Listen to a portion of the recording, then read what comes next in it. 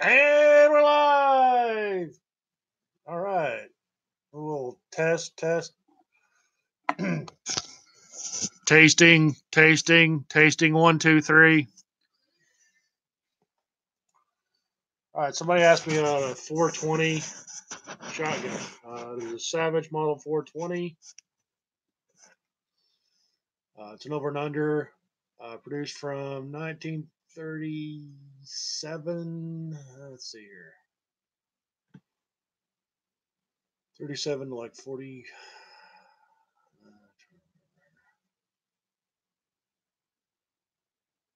43, I believe. Although maybe 44. Um, Actually maybe till 1946.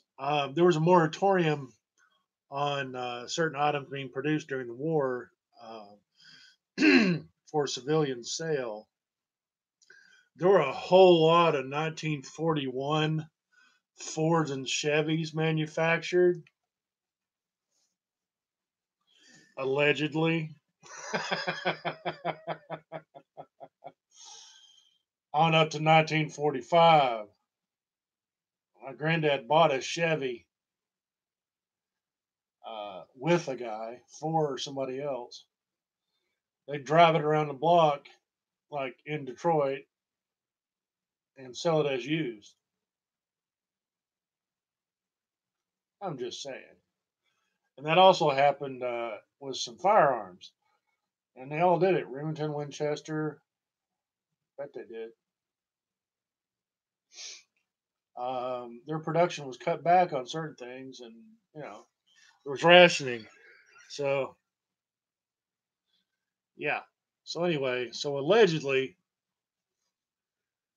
these some of these 1941, 42, well, from 41, everybody could manufacture anything that the market would allow. Um, Starting in 42, a lot of things were after we declared war on Japan and Germany in the United States. A lot of things were restricted. There were rationing of a lot of raw materials. A lot of things changed. There are vehicles that were manufactured in 1942 and 1943 that were 1941 cars, guaranteed. Many witnesses, documentation. So, there are also some firearms for the same reasons.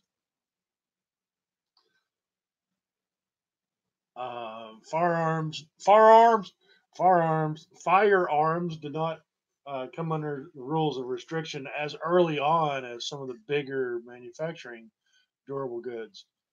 Uh, like General Motors and Ford and a lot of automobile manufacturers were contracted very quickly to produce Jeeps, tanks, the motors for the Sherman tank were basically the Willys Jeep motor, two of them put together with a flywheel in the middle. And part of the idea was if you had two Jeeps, you had a tank that was down, you could take two of those Jeep motors, put them together, and you'd have your tank up and running again. Then at your leisure, quote unquote leisure, you could disassemble whatever you had and cannibalize parts from one thing or another, and get working motors up and going again for Jeeps or tanks or whatever. So that modularity. So the 420 shotgun, Savage over and under, 12, 16, and 20 for sure. I believe it was available in 28 gauge and 410. Um, I'll let you know what I can see here. I'm researching a little bit now. Um,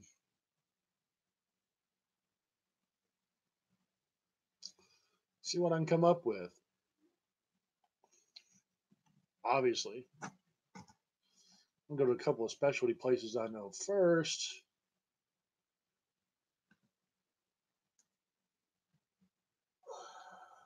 Hmm. Google as well, obviously.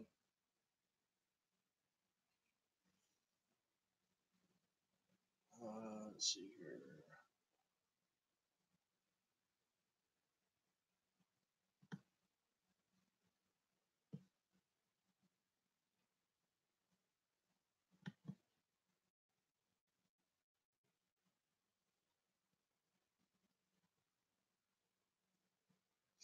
Yep, looking good. 5.5 minutes in, still doing just fine. All right. Hopefully we're uninterrupted. 1939 for sure to 1943. Now,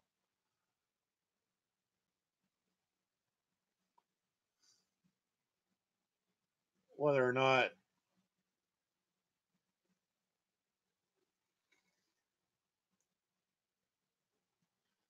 there were actually shotguns manufactured after that date, till the war's end,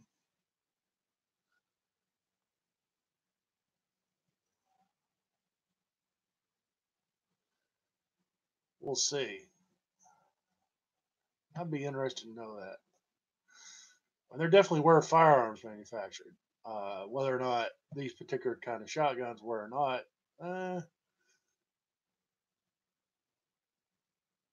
I don't know.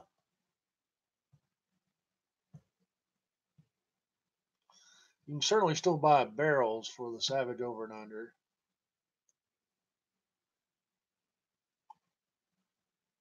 Several different gauges. Very similar to the 312 platform.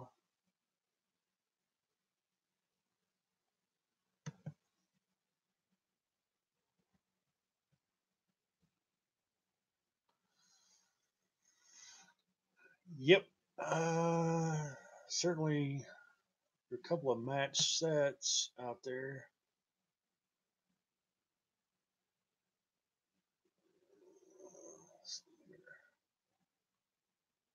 Definitely available in 12, 16, and 20 gauge.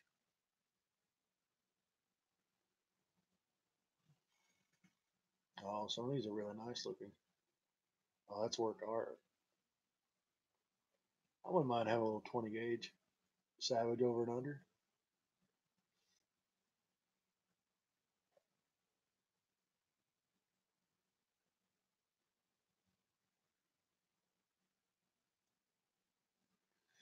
Hmm. Sure, this is riveting stuff. Savage Stevens Fox, 1939, Cornell Publications. Here we go. See if I can get this whole thing in PDF.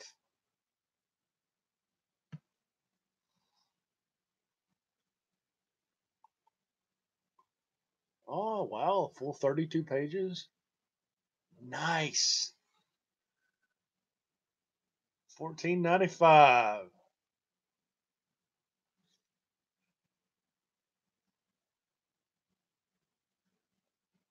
That's beautiful.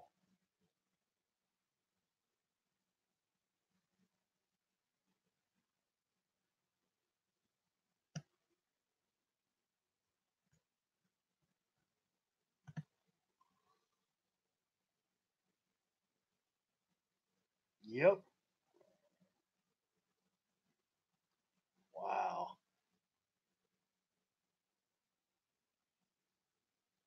The old Model 99 takedown.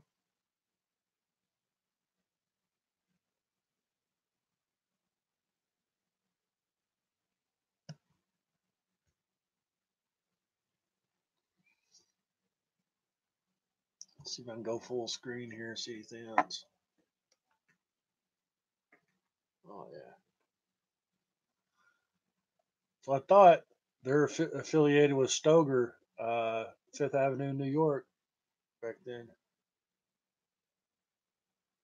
Nice.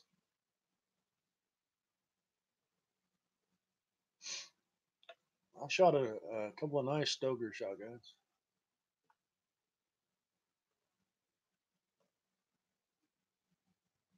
Yep. Fox, Stoger, Savage, 1939. It's one that area made some changeovers. Stoker Arms Company, America's great gun house. Savage Stevens Fox.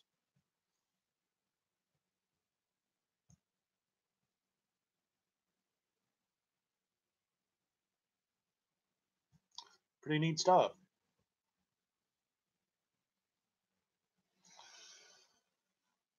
So, who knew? You can get reprints of some of these old catalogs. That is awesome.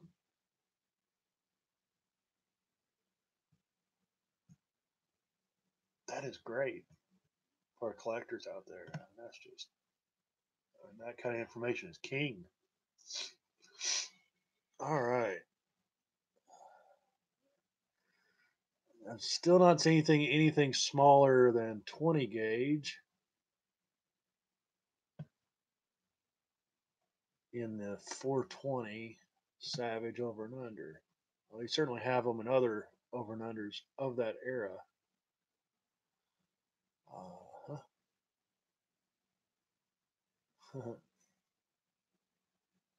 We're hunting wabbits. I think they may have gone to another designation.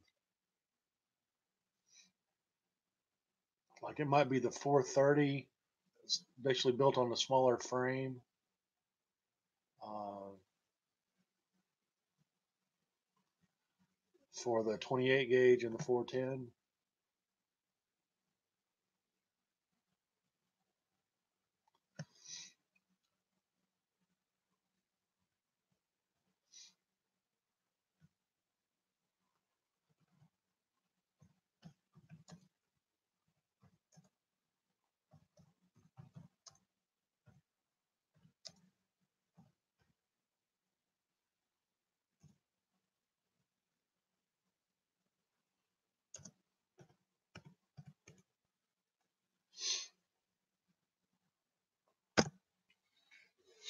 Oh man, every time I go outside,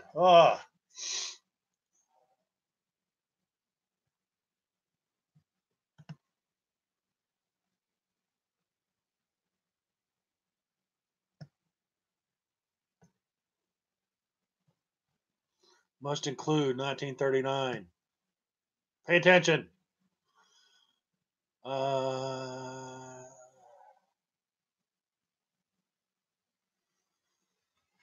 I mean, Fox Grade A, 28 inch. That's nice. I mean, for the money, I'd rather have a uh, Fox Grade A side by side in 28 gauge. I mean, that's my speed. But hey, it's not what was requested. So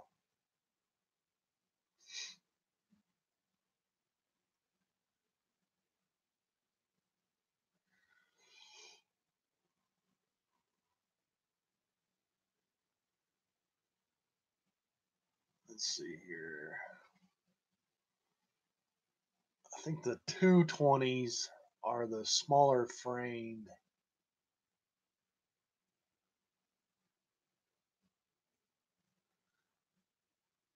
See, I'm just not getting all the info. I need to get the catalog in my hands. That will make things a lot easier. Let's see here. It says between 1937 and 1945. So, like I said, I do believe some of these were manufactured off the books.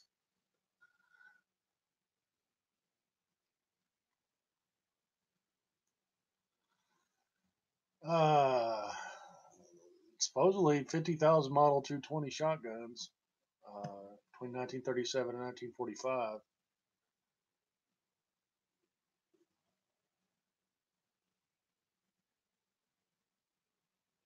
12, 16 gauge, 20 gauge, 410, 28 gauge.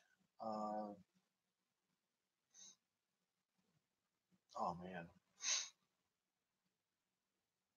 Oh.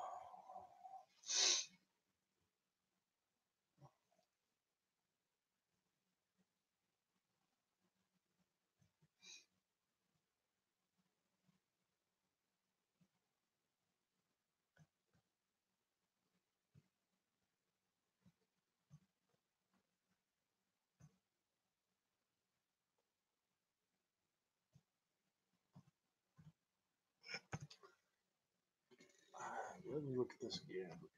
Savage 220.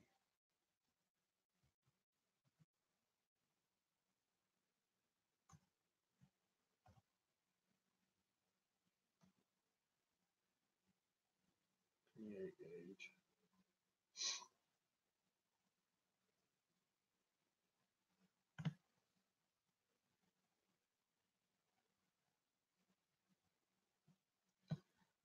I want to say that's the single shot.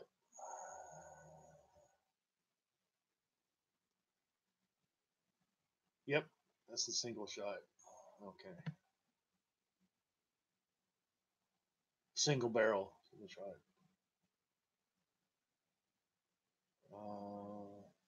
Yep. They do a pretty neat bolt action slug gun that's got a little box magazine. It's custom made pretty much for mounting a scope on the top. Bolt action. It's basically a 20 gauge rifle, which would be a 620 caliber for those of you out there. 0.62, 62 caliber. What a 20 gauge. That's a big slug.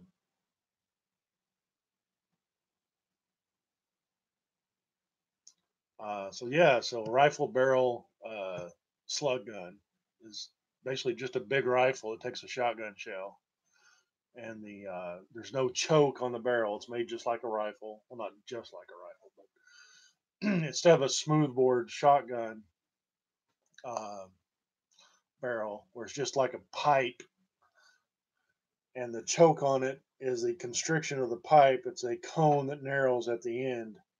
Is what a shotgun choke is for those of you that wonder. Um, there's no choke in this situation, which would be known as open. No choke is open or cylinder bore. Cylinder choke, meaning zero choke, and then progresses from there. Improved cylinder is just slightly squoze down from that 62 caliber down to something a little smaller, 8% smaller or something like that. It's about the last 3 to 4 inches, 3 to 6 inches of the barrel, depending on the modern standards, about 3 inch. With some of the full and extra full chokes, they do a much longer constriction there at the end of the barrel. I can show you some of that. Um, anyway,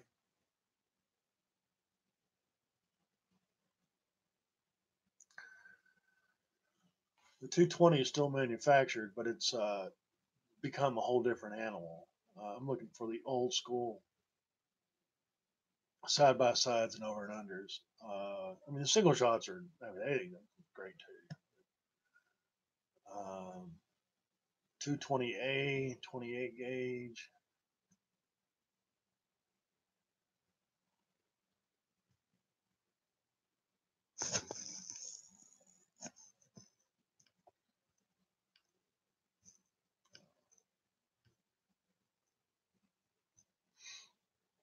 Nice.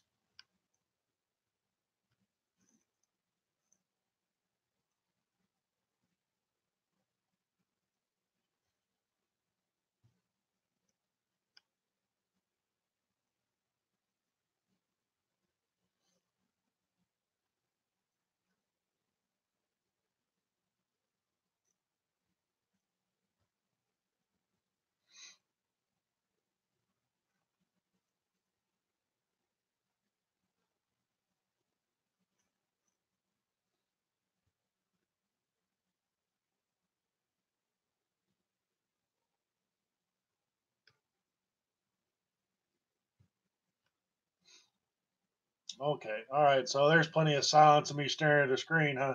All right. So basically, I'm reading an article. There's a guy that has an old single shot 28 gauge Savage Model 220A shotgun, and it's been reblued, which doesn't mean anything to anybody that doesn't know anything about guns. But if you know something about guns, uh, the receiver of the shotgun has kind of a copper color on it. The receiver being the main block of it. I suppose I could show you. I can show you my grandpa's old gun. I have it just right over here. Oh, I'll be all right. I'm good.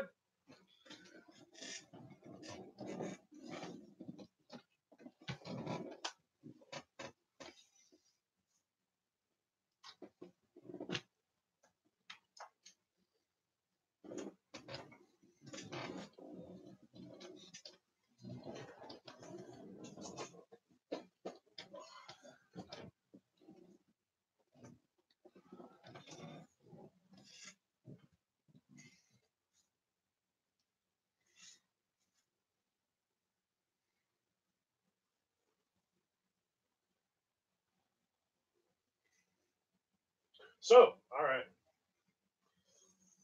Got what? Some of you want to know a little bit about this sort of thing. So here we go. Now, some of you, I mean, know more about guns than I do, but hey. All right. So nobody gets it twisted. I'm not selling anything. This is like 107 years old. This is empty. You see here? This is a 12 gauge, side by side, double barrel. My granddad's. Pretty tight fitting. This is an Essex, one of the first hammerless shotguns available in the United States of America. I have. All right, so this is 28-inch barrels, I believe. Here again, unloaded.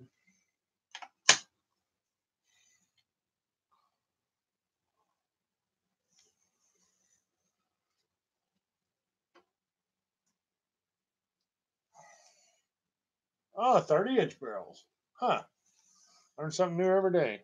I could have swore it's 28-inch barrels. Ha!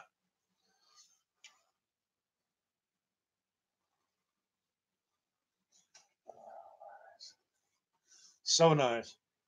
When I could stand for it to be longer, but it's still nice. If you're you're wearing a heavy winter coat, like if you're out duck hunting, that sort of thing, then having this opportunity to have more room at the shoulder, uh, it's good. Um,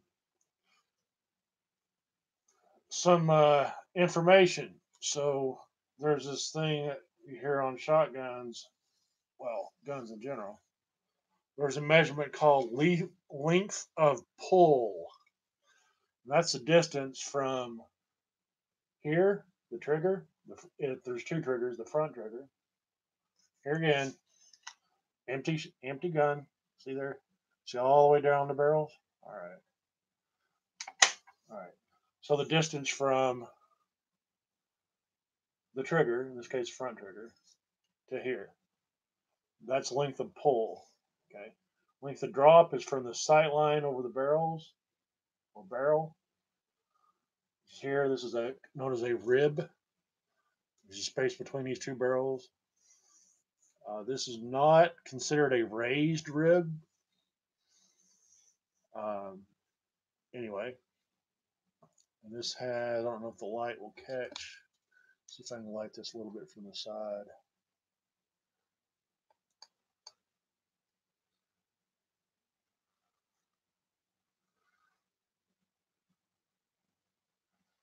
I don't know.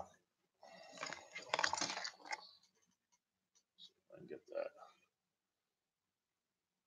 So the rib is where you look along to sight the shotgun, to point the shotgun. I don't know if that's gonna. The shadows are gonna show up. They're subtle. That's part of the idea.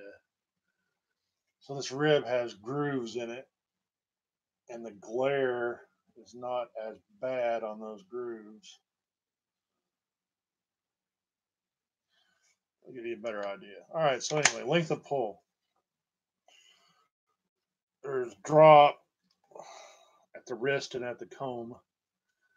So in theory, the barrels are level with this line, and there's a drop to the comb, which is I'm sorry, which is the wrist. Is here, which is where your wrist is. This is known as the wrist. This is known as a straight grip. There's not a lot of taper this way, and it comes pretty much straight back. It doesn't kick off from one side or the other. It's an English style. So anyway, there's drop at wrist and drop at comb. This is also known as the comb. So there's a level with the barrels mark, and so there's a number here at the end that is the drop at comb. So length of pull. Let me just go ahead and take the barrels off because this is kind of heavy. It's about a 10-pound gun. All right, so there are a couple of different ways you can do this. You can remove a lot of side by sides like this. There's a spring-loaded clip that retains the barrels, the forend to the barrels, and that retains the barrels to the gun.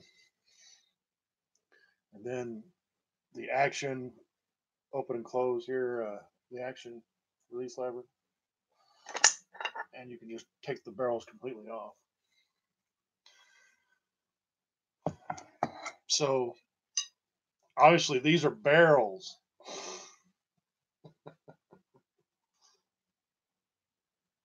Again, double barrel shotgun. Could use a little cleaning. I mean, it's not perfect, but it's in pretty good condition for a 100-year-old gun. So, obviously, you're not looking up through the bore of the shotgun while you're hunting or shooting clays or whatever. You're looking over the top of this rib, and there at the very end is this little brass peg. It's known as a bead. And you point the bead at your target. You don't necessarily sight it like you would a rifle or a pistol. So anyway, so this rib line, your line of sight, the drop from that line to the wrist is the drop at wrist, and then that line drop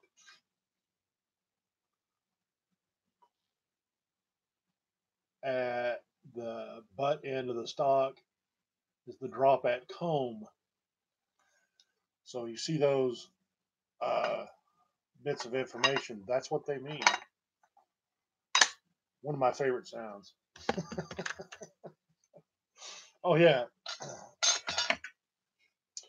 So 13 and a half, 14, that's a common length of pull.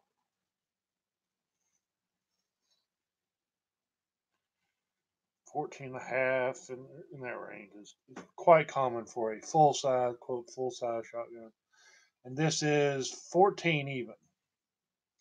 So that's considered a full size shotgun. 13 and a half, 14.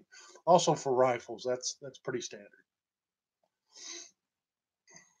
And here again, that's to the front trigger.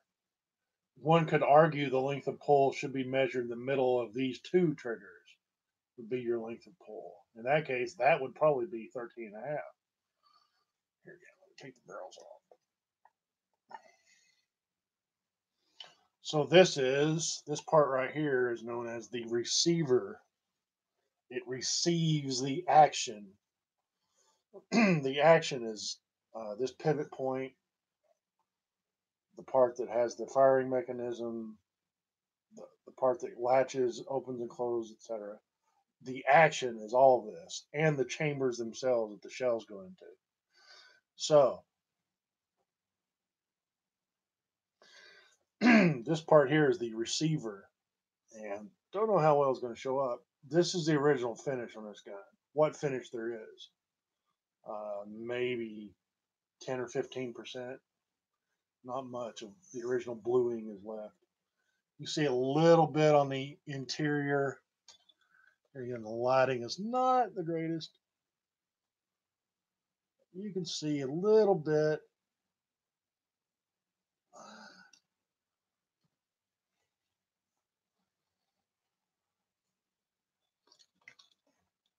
Maybe. You can see some of that blue color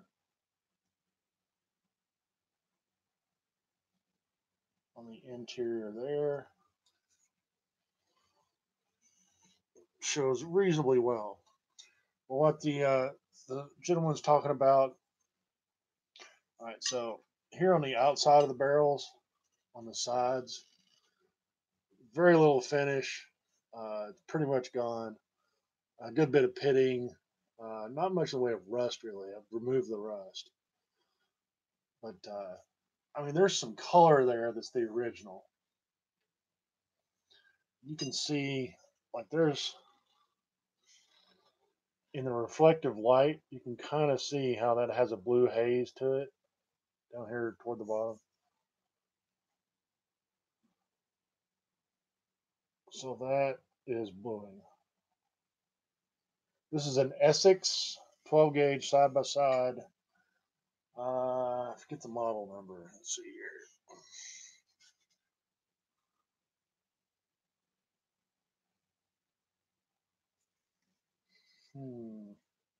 Kind of small.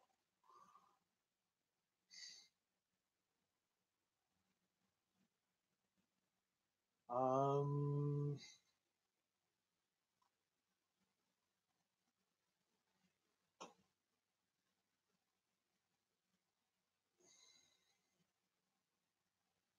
it may just be Model A, Essex Model A.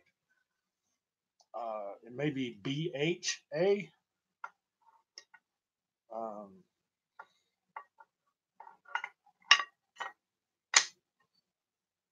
uh, Not sure. The H would be part of the hammerless. So you can see here again. Don't know if the lighting is strong enough. There's a little bit of a rainbow. Yeah, I'll get a little going on here. See some of that rainbow coloration around that top screw. Again, this camera's not the greatest. All right, let's go here. Reduce that angle a little bit. Let's see.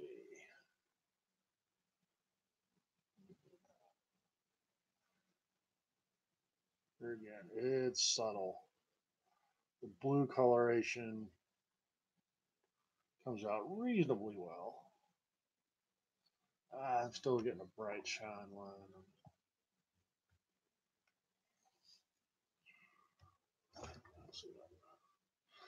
Say hello to my frog. It's Toad. You can see some of the bluing here where it's had some protection. Like that retainer pin, like there's wear on the end, but there's some bluing there. Anyway, there's some rainbow colored case hardening on this steel here.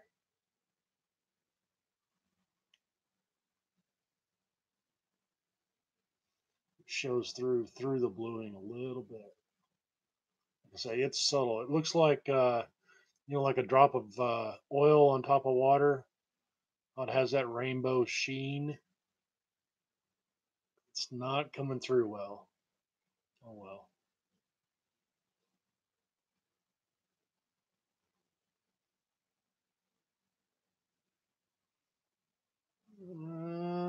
So you can get just little hints of it, but it's just not coming through. Sorry. Sorry if I got your hopes up. Anyway, that's bluing. So you can get a copper colored effect that's not desirable.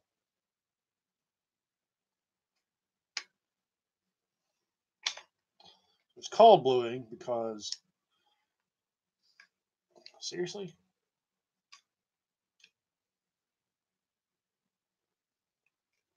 shouldn't be that tight.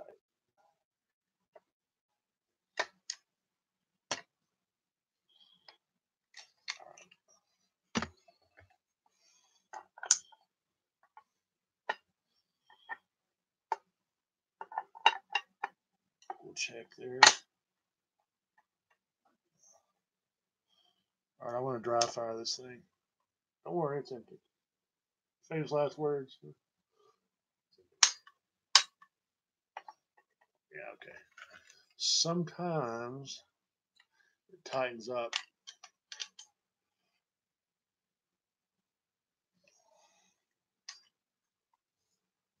There we go. And then it recocks. And all right, just to prove I wasn't crazy dry firing. Empty gun. See that? See way down those barrels? So, it's here again, dry firing. Here is the safety. Slide up. Right now it's on safe. It goes to safe once you close it. Now it's on fire. Dry firing. That's the right barrel. Back trigger's the left barrel. Now when you open it, it recocks with the lever action. It recocks both barrels if you fired both barrels. There we go. Both of them cock there. It recocks the right one. No, I'm sorry, the left one first. The back trigger, and then the front trigger. The back trigger is actually a little lighter. Well, a lot lighter.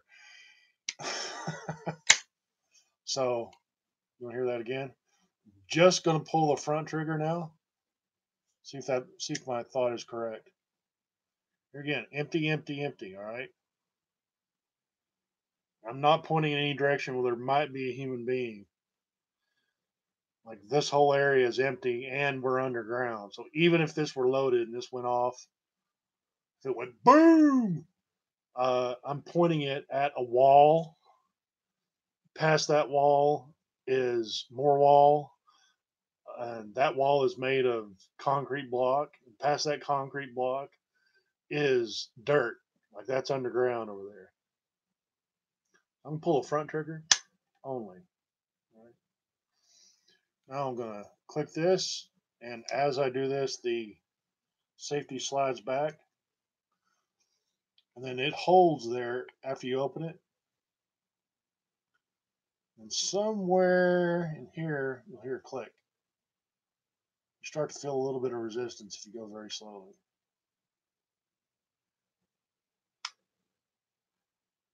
And that's the second one. I'm going to fire the back trigger only. Here again, pointing it somewhere that would be underground, no one's there.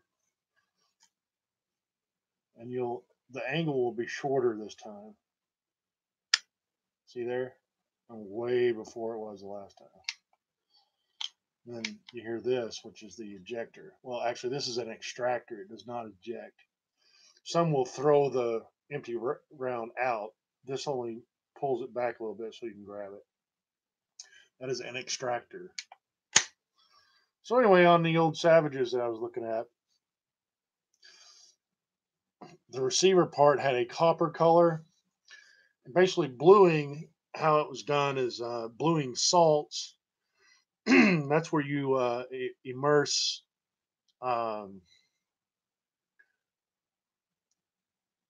immerse steel. Often various types of iron, but yeah, steel, blued steel. Like it's part of the tempering process, or it can be. Um, you have case hardening. You have all sorts of different ways of treating steel to modify hardness, strength, toughness, durability. And bluing also imparts some rust inhibiting qualities. It also increases the smoothness of the surface like microscopically, which is how it prevents rust. Um, it flakes off some of the scale in the case hardening treatment process, and then the bluing process uh, solidifies some of that scale and consolidates the surface. Anyway, bluing, depending on the steel, takes a temperature of somewhere in a minimum of 375, and that's not true bluing.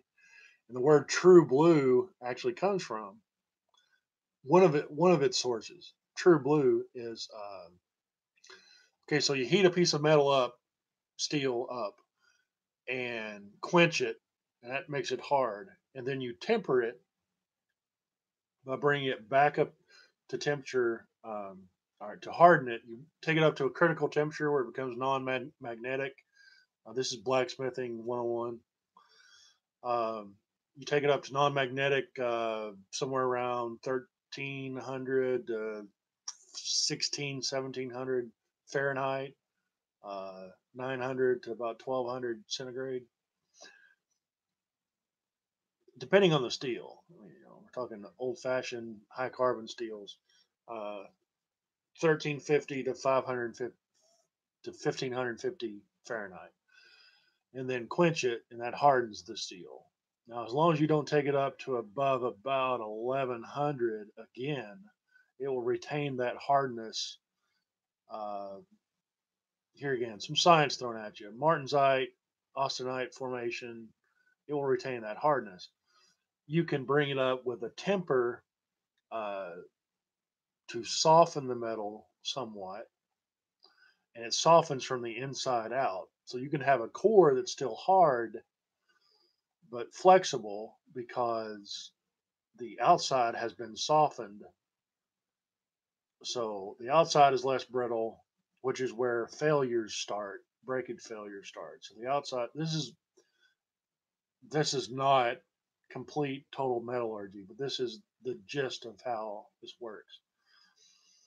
Tempering colors are determined by temperature before we had pyrometers that would measure temperature to like 6, 7, 800 degrees, even 400 degrees Fahrenheit. Um, there were ways to do it with various chemicals, like sulfur would turn amorphous at 600 and something, I can't remember, degrees Fahrenheit. So, anyway, true bluing was when you took steel to blue in color. That's part of the tempering process.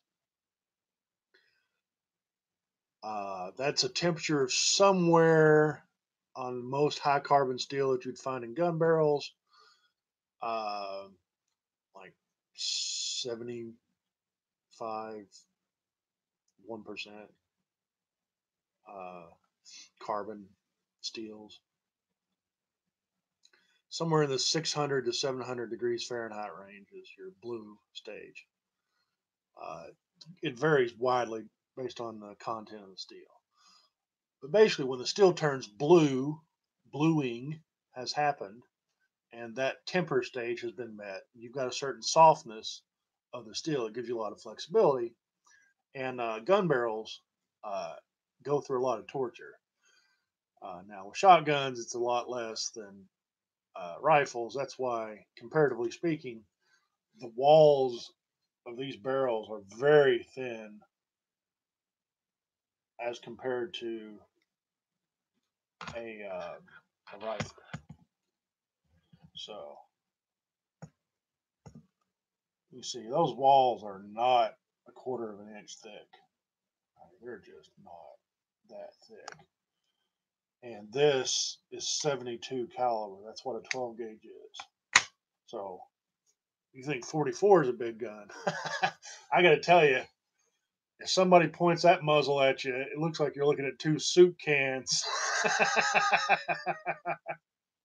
Here again, I'm going to open the action, so there's no possibility of being discharged. But All right, this is the full choke, and that's my pinky going down. This is modified choke, and that's my index finger going. My index finger doesn't fit as far, like part of my thumb fits in, and I do not have small fingers. Like my thumb. Here, let me just take the barrels off the gun again. All right, so this is a totally incomplete gun. Now, so let's give you an idea of how big this is. Like my pinky goes in there with lots of room to spare. That's what a 12 gauge is. Like my thumb goes up to the first knuckle. All right, so that's a lot of doing. And I just happen to have some calipers right here. That's how much of a geek I am. How about we see?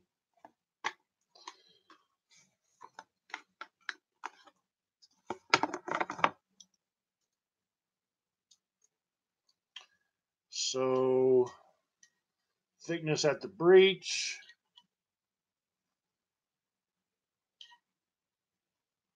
Not even, well, a little over eighth of an inch. But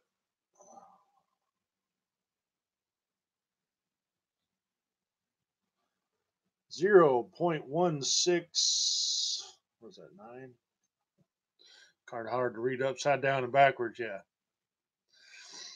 So that's probably nominally 1.6875. Um,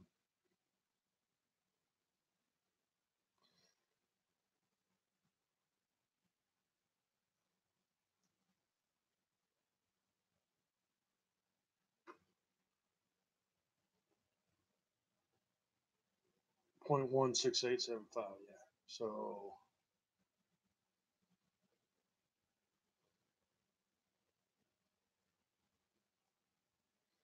yeah. So that's like 11/64ths, 4.4 millimeters. Where are we at here?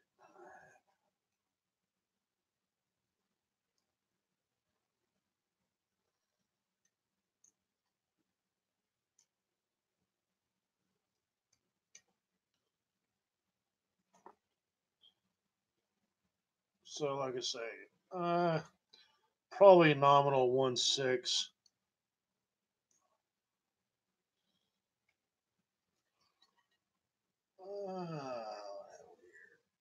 So the thinnest spot I'm getting is a little less than an eighth. I mean, a little more than an eighth of an inch. 138. So yeah.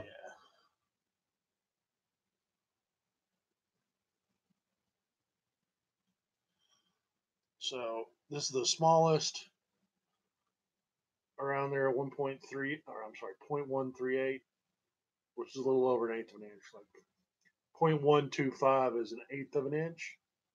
Doesn't mean a lot to everyone. I will convert that as 9/64ths of an inch, approximately. 3.5 millimeters is how thick the barrel is around its minimum at the breech. It's where the barrel is at its thickest, and it thins out as it goes towards the muzzle a lot.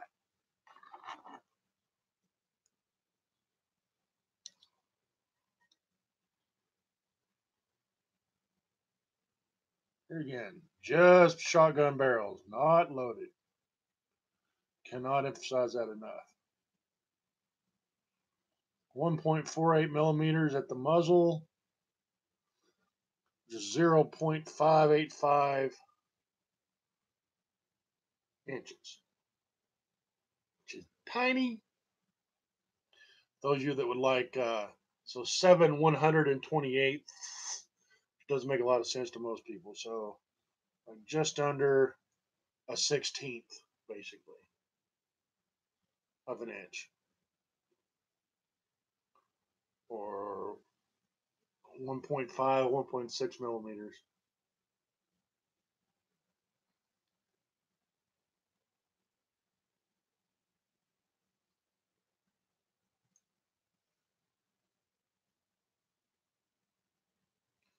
Zero that out again. And to give you an idea, so when you fire a gun, the whole barrel flexes. Every bit of metal moves. So the caliber or gauge at the end on the modified choke side is 0.6930 inches,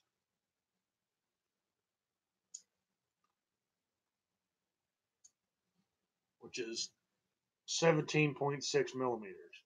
Now that's after it's been choked down. I'm gonna zero this again.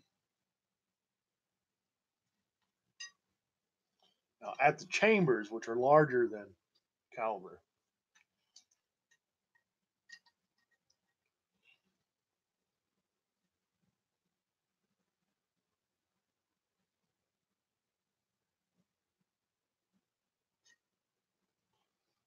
look at that. That's beautiful.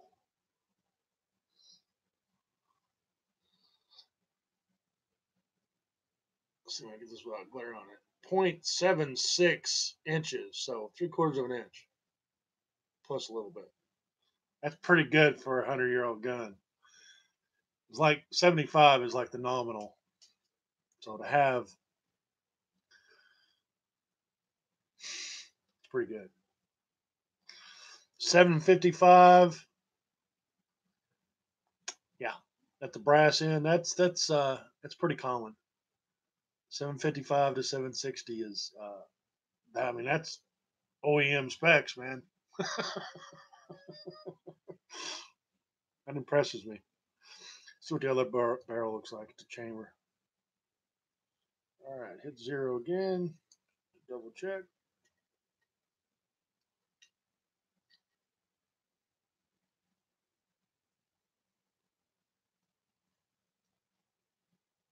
I bumped it. Let's try it again.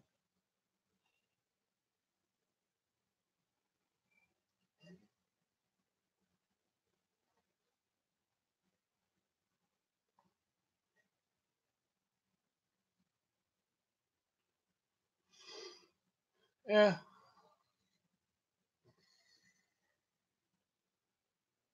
that's more like what I expect to see. 7870.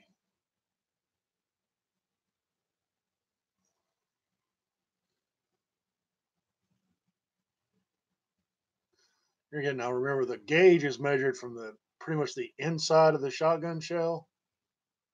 That's the bore. You go over bore, and then well, anyway, if you want to learn more about shotguns, there's volumes have been written about them. So it really is like you see in the cartoons. When you fire a gun, the barrel itself expands down the length of the barrel as the load exits. Like it expands and then contracts, and the whole thing whips. It's amazing stuff. You see this in slow motion, it's mind boggling. How does that thing stay together? Well, it stays together thanks to some amazing craftsmen that figured out uh, how to work with this stuff long before microscopes were around. Metallurgy is amazing stuff. And shotguns use much lower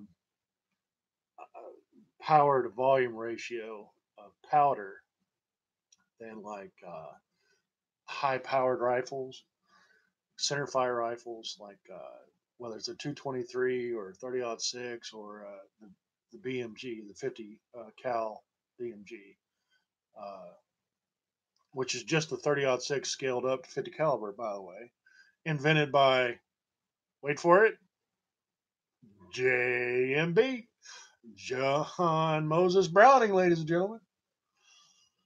1903, I believe he invented the 50 caliber. Uh, they have to should probably look that up, fact check that. But yeah. So yes, there is a 420 shotgun. It's a Savage model, over and under. Y'all have a pleasant evening, morning by this time, just about. Day's almost over.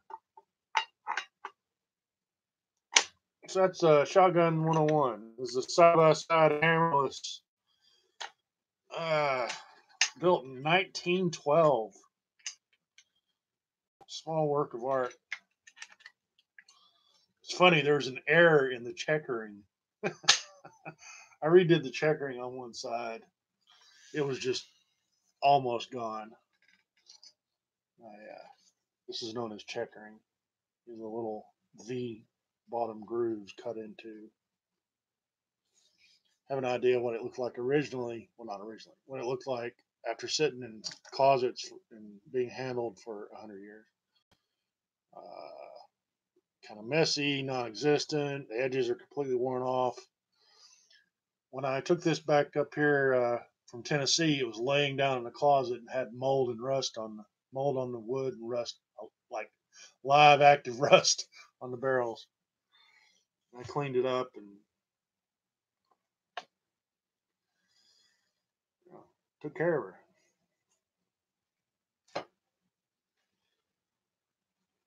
her. Something I need to think about in the will. Make sure it goes to the right person. Not sure. I'm thinking Will Neely. I think so. He hunts. It's certainly back to the family. I mean, it needs to stay in Neely hands, assuming I don't have any children here to hand it down to. But it is not to be sold outside of the Neely family. I mean, the people that are descendants and relatives of Nolan Gray Neely.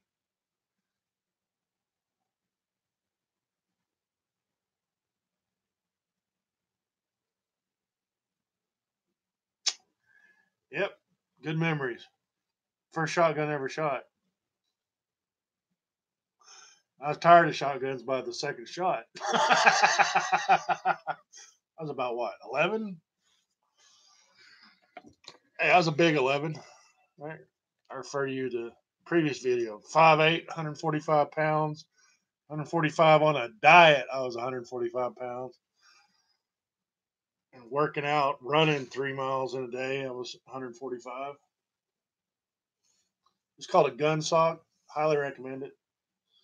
It's wool and synthetic wool fibers. This one came from Gander Mountain. It repels moisture and holds in oils uh, like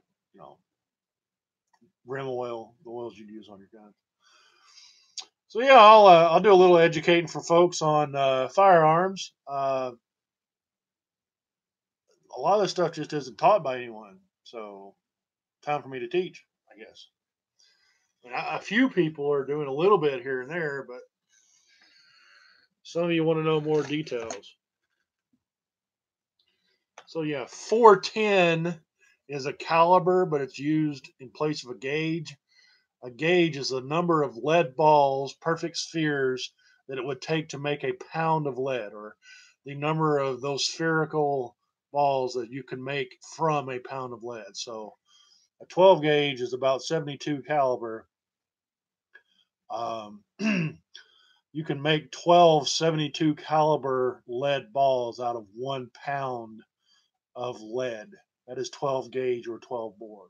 You can make 16 lead balls out of 16 caliber, uh, 16 gauge.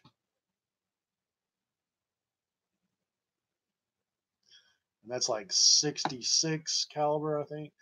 20 gauge is about 62 caliber, and that is 20 lead spheres you can make out of 1 pound of lead. So that should explain. 410 is 4.41 caliber. So 410 gauge is not exactly right, but that's kind of how people have said it. So it's more like about 38 gauge if you figured out doing the math. 28 gauge is an actual gauge measurement. It's smaller than 20 gauge. So as the numbers get bigger, the round, the cylinder, the bore gets smaller. So an 8 gauge, like you see in the movie Appaloosa, is a big gun. Like a 10 gauge is a big gun. An 8 gauge is an oh my god big gun. Like there were a lot of 10 gauges around at the time that movie takes place. A lot, like more than 12 gauges. There were still not many 8 gauges around because that was a lot of gun. It took a man and backup to fire that gun. Like you had to know what you were doing.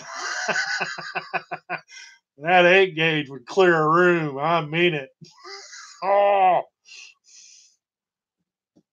but yeah, um, yeah, that was serious.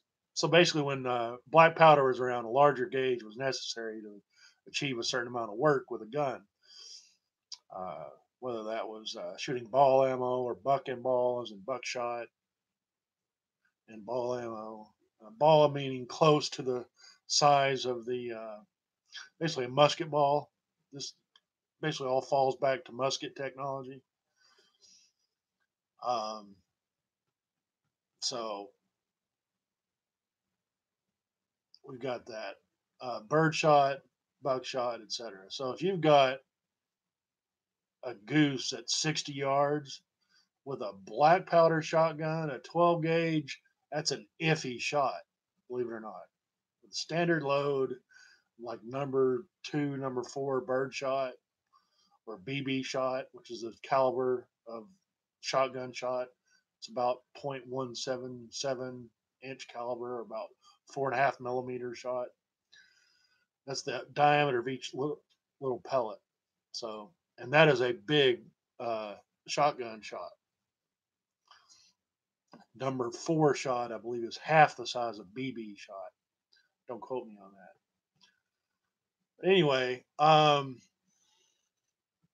so if you're shooting BB size shot or number two or number four at a goose or a large duck like a black duck or some of the tougher uh, waterfowl like that, if you're shooting, let's say a goose at 60 yards with a 12 gauge standard 2 3/4 or even a 3-inch magnum at 60 yards with black powder, that is an underpowered load, and you are not likely to down that bird. You may wound it, and now you've got a wounded bird on your hands. That's unethical, inefficient, just bad all around. A 10 gauge, a 10 gauge at the time, standard in black powder was a 3.5-inch shell, although there were threes and smaller. Even. Anyway, the 10 gauge black powder, 50, 60 yards, not a problem. That's a doable shot on a goose flying, not a problem. That's a good ethical shot. With an 8 gauge, you can take an 80-yard shot at a flying goose or four or five, couple of dozen. And I got to tell you, you want to be shooting at four or five at once because you don't want to take a second shot for about an hour. That's going to hurt. That's a lot of gun. I do not recall off the top of my head what caliber 8 gauge is, but it's over an inch. Like it's like that. It's big. BEEG. Big. Oh, big. Yeah. Lots. All of it. That's how big it is. And since about let's see here, about 1960, I believe it's been illegal to hunt anything in North America uh, with a gauge larger than 10 or a caliber, a rifle caliber larger than 50, smoothbore caliber larger than 100, which would be about a 10 gauge. A 10 gauge is like 94, I think, or something like that. I'm probably wrong. 88. Here we go again, looking stuff up. I should know this. This is one of those things that I should. I mean, you know, people call you a gun nut, and then you're like, well, I know some things, but I mean, my game is slipping compared to some of the fellas I know. Big time. Y'all faster on the Google than I am.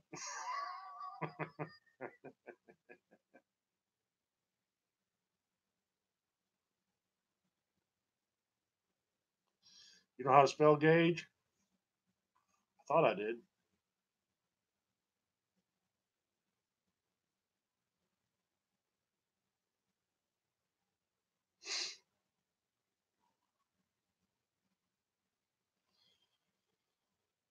So basically, 10 gauge is 40. That doesn't look right. 43/64 was the bore ultimate diameter. It's not necessarily the diameter of the chamber, which is what the law goes by. In other words, the rough conversion is 5/8 for 12 gauge, but that's not. Um,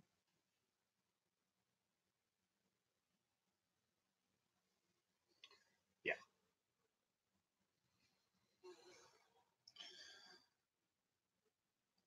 that's the size. Like that's the inside of the shotgun shell. How they measure the like that's what a lead ball that anyway. It gets complicated is the short answer, but yeah. So 2.5 something millimeters. I'm sorry, 2.55 centimeters. So an inch.